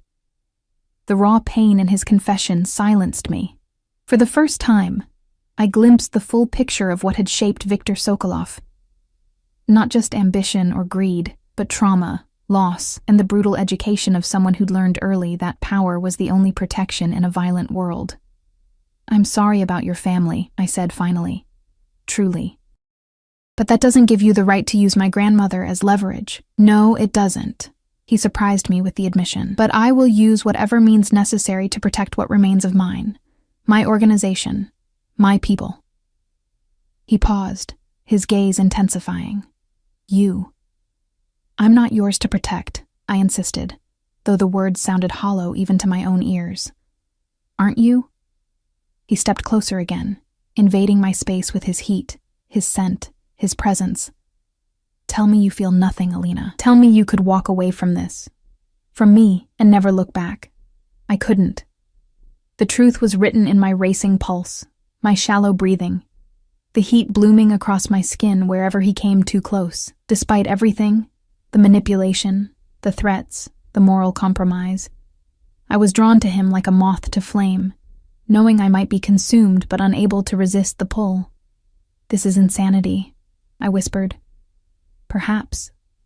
His hand rose to my face, fingertips tracing my cheekbone with surprising gentleness. But sanity is overrated. My phone rang, shattering the moment.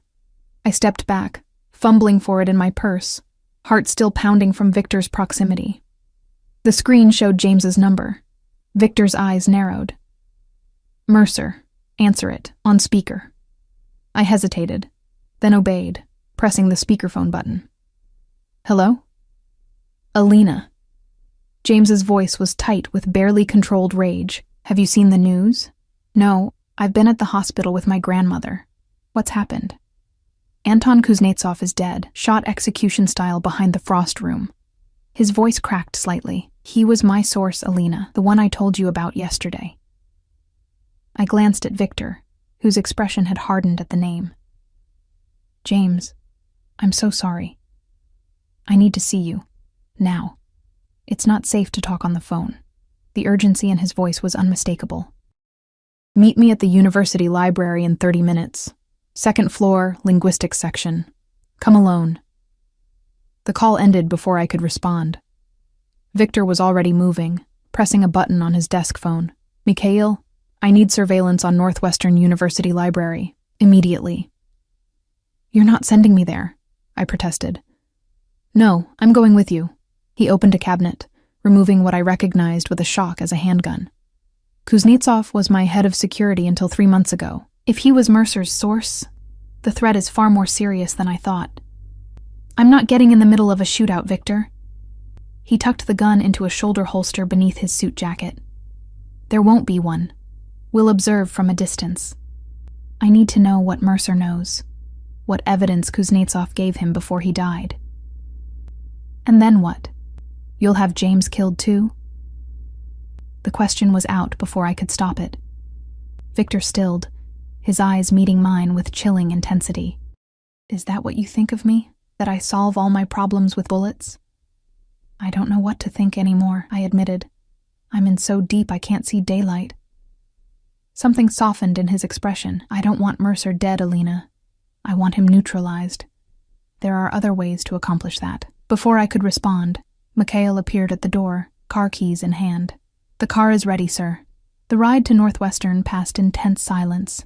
Victor sat beside me in the back of the Escalade, close enough that our shoulders occasionally touched when the car turned. Each contact sent electricity through me, a physical awareness I couldn't suppress despite the dangerous situation we were heading into. "Stay in the car," Victor instructed as we pulled up a block from the library. "Mikhail will keep you safe." "No." I caught his arm as he prepared to exit. "I'm coming with you." "It's too dangerous. James asked for me. If he sees you instead, he'll run." I held his gaze steadily. "Let me talk to him. I'll find out what he knows." Victor studied me for a long moment. "You'd do that willingly? Help me against your former lover?"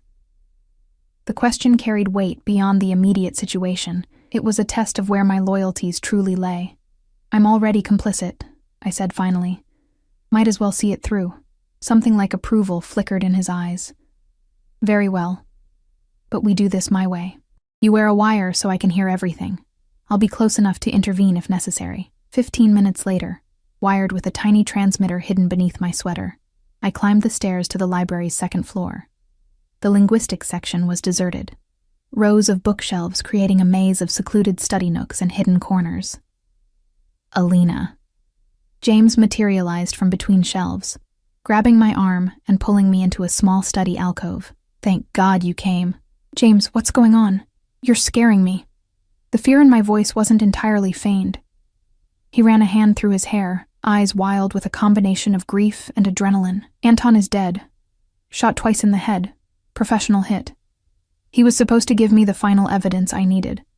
Shipping manifests, bank transfers, everything proving Sokolov's operation. I don't understand what this has to do with me," I said, conscious of Victor listening to every word. James grabbed my shoulders. "It has everything to do with you. You're in danger, Alina. Sokolov must know you talked to me. He'll assume you leaked information." "No, he wouldn't," I began, only to be cut off. "Listen to me." James's voice rose, drawing a sharp shh from a nearby student. He lowered his voice to an urgent whisper. "I can protect you. I have contacts at the FBI. They can put you in witness protection, but we have to move now before Sokolov realizes you're gone." "Witness protection?" I stared at him. "James, I haven't witnessed anything. I've only worked for him a few days." That's not true, is it?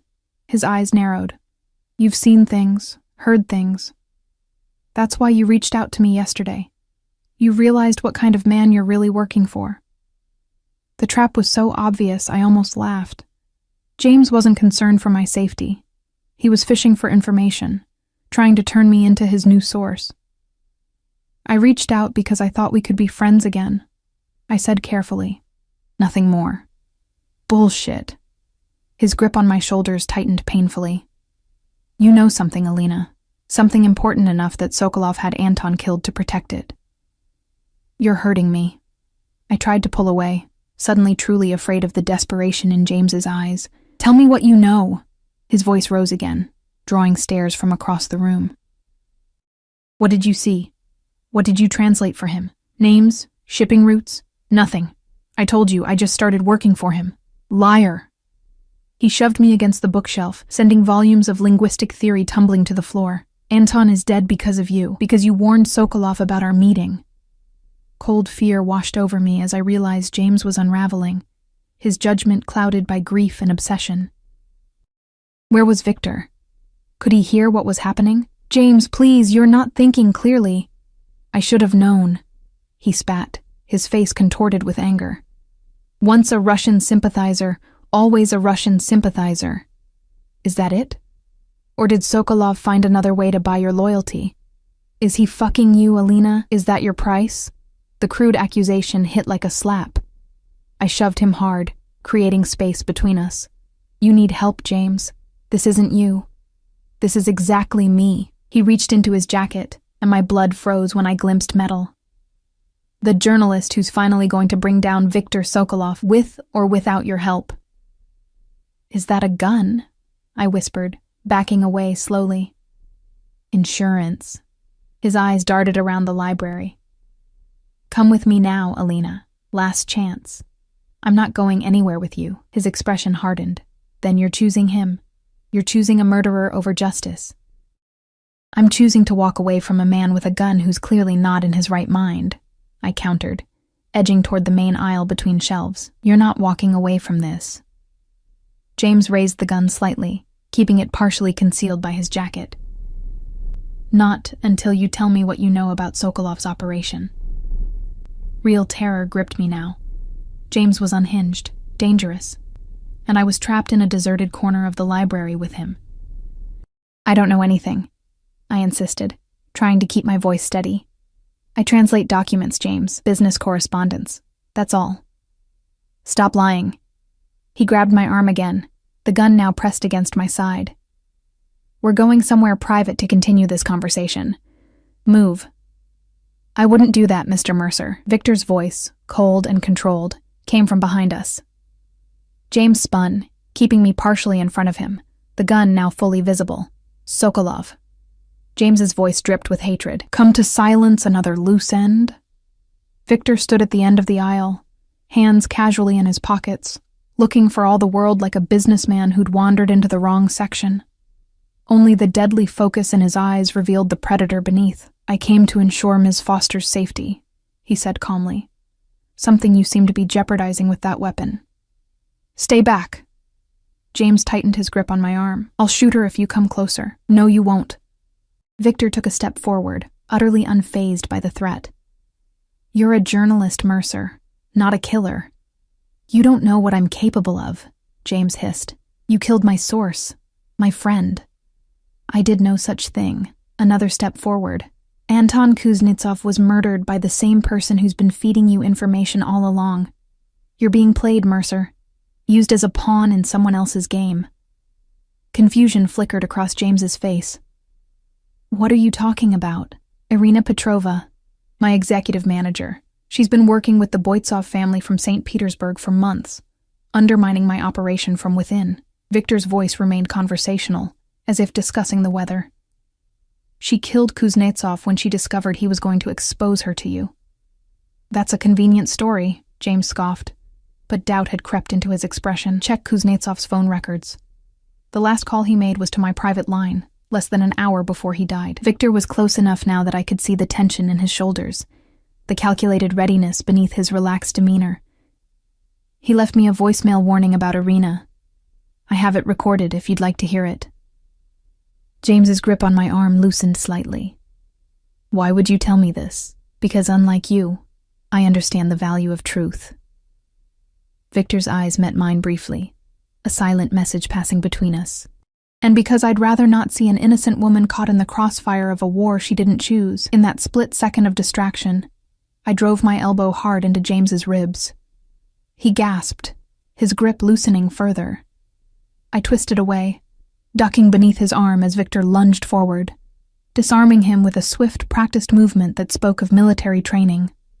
James stumbled backward, the gun now in Victor's hand. You're making a mistake, Alina, he gasped, clutching his side where I'd struck him. He'll destroy you. The only mistake was trusting you, I replied, moving to stand beside Victor, twice. Victor tucked the gun into his jacket, his other hand coming to rest possessively at the small of my back. I suggest you walk away, Mr. Mercer. Find another story. This one's already cost one life. Don't let it cost another. The threat hung in the air between them, clear and unmistakable. James looked from Victor to me, betrayal and resignation warring in his expression. This isn't over, he said finally, backing away. The truth always comes out eventually. Indeed it does. Victor's voice hardened. Remember that when you consider your next move. We watched in silence as James retreated, disappearing down the library stairs. Only when he was gone did Victor turn to me, his hand gently tilting my chin to examine my face. Are you hurt? No. I was trembling, the adrenaline of the confrontation beginning to ebb. Was that true? About Irina? Yes. His jaw tightened. She's been dealt with. I didn't ask what that meant, didn't want to know. And Kuznetsov really called to warn you? Yes. Too late to save himself, but in time to save my organization. His thumb traced my lower lip, a gesture becoming familiar. And you. Your loyalty today won't be forgotten, Alina. It wasn't loyalty to you, I said quietly. It was self-preservation. James was out of control, perhaps. A slight smile curved his lips, but you chose a side nonetheless, my side. He was right. In that moment in the library, faced with James's unraveling sanity and Victor's controlled strength, I had made my choice, had aligned myself with the devil I knew, rather than the friend I no longer recognized. What happens now? I asked, as Victor guided me toward the exit, his hand still at the small of my back. Now we clean up this mess. Ensure Mercer's article never sees publication. He held the door for me, the courtly gesture at odds with the danger still radiating from him. And then, you and I have unfinished business. The way he said it sent heat curling through my body despite the frigid November air. Mikhail was waiting with the car, opening the door as we approached. As I slid into the back seat, Victor's hand on my arm stopped me. One thing should be clear between us, Alina. His voice was low, meant for my ears only. What happened today changes things. You're no longer just my translator. You're part of my inner circle now. My confidant. He paused, searching for the right word. Partner. Partner? I echoed, the word carrying more weight than seemed possible. In all things. His eyes held mine, the meaning unmistakable, if that's what you want. It was a choice. Perhaps the first real one he'd given me since our paths crossed at Nocturne. I could walk away now. He was offering that much, at least. Return to my struggling existence, my grandmother's uncertain care, my dreams deferred, or I could step fully into Viktor Sokolov's world, with all its darkness and danger, and unexpected moments of light. Become the woman at the wolf's side, both his weakness and his strength. I want it, I said finally, the truth releasing something tight in my chest. God help me. I want it all. His smile then, genuine, transformative, made him look younger, almost boyish. He joined me in the back seat, closing the door on the outside world. As the car pulled away from the curb, Victor reached for my hand, our fingers intertwining in silent understanding. Your grandmother will be pleased, he said unexpectedly. She called me this morning after her appointment. I stared at him. She called you? How? I gave her my number when I arranged her care. His thumb traced circles on my palm. She's quite formidable, your babushka. Threatened me with creative Russian curses if I hurt you. Laughter bubbled up, surprising us both. That sounds like her. She also said something about Russian men making terrible husbands but passionate lovers. His eyes danced with amusement. I assured her I'd prove the first part wrong. The implication stole my breath. Victor. Not today, not tomorrow, but someday. He lifted our joined hands, pressing his lips to my knuckles. When you're ready. When you understand completely what it means to be mine. The possessiveness that had once frightened me now sent a different kind of shiver through my body. Because I was beginning to understand that belonging to Viktor Sokolov meant more than ownership. It meant protection, passion, a place in a world few ever glimpsed from the inside. And what about you? I asked, emboldened by his rare openness. Are you mine as well? His expression sobered, gray eyes searching mine. I have been since you spoke Russian in that restaurant, Alina Foster. You just didn't know it yet. The confession hung between us, transforming the air in the car, making it thick with possibility. When his lips finally met mine, it felt inevitable. The culmination of a dance that had begun the moment our eyes first locked across that private dining room. His kiss was everything I'd imagined and nothing like I'd expected. Controlled yet hungry, commanding yet surprisingly tender. His hand cradled my face as if I were something precious, even as his mouth claimed mine with unmistakable possession. When we broke apart, both breathless, the world outside seemed to have changed. Sharper, brighter, more vivid. Or perhaps it was simply that I had changed, stepped across a threshold into a life I'd never imagined for myself. Where are we going? I asked, suddenly aware the car was heading away from both the office and my apartment, the airport. Victor's arm curled around me, drawing me against his side. I have business in St. Petersburg that can't wait. The Boitsov family needs to understand the consequences of their interference. You want me to come with you? To Russia? The speed of this new reality made my head spin. I want you by my side, Alina, in Chicago, in Russia, wherever business takes me. His voice softened slightly, and I thought you might like to see your grandmother's homeland. Perhaps visit her old neighborhood. The thoughtfulness of the gesture, remembering this detail about my grandmother's past, wanting to connect me to my heritage, touched me unexpectedly. It was these glimpses of the man beneath the power that had drawn me to him from the beginning. Yes, I said simply. I'd like that. As the Chicago skyline receded behind us, I leaned into Victor's embrace, no longer fighting the current that had swept me into his world. I had made my choice, crossed my own line in the sand. Whatever came next, danger, passion, power, I would face it at the wolf's side, not as his possession, but as his equal, his partner.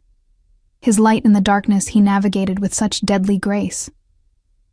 And if that meant embracing parts of myself I'd never acknowledged, the hunger for power, the thrill of danger, the willingness to bend moral boundaries, then so be it. We were all shaped by our choices, by the compromises we made to protect what mattered most. Victor had chosen me, and against all reason, against all warnings, I had chosen him. The rest was yet to be written, our story just beginning. But one thing was certain as we sped toward the future awaiting us. I had spoken Russian before the Mafia boss, and in doing so, I had changed both our destinies forever.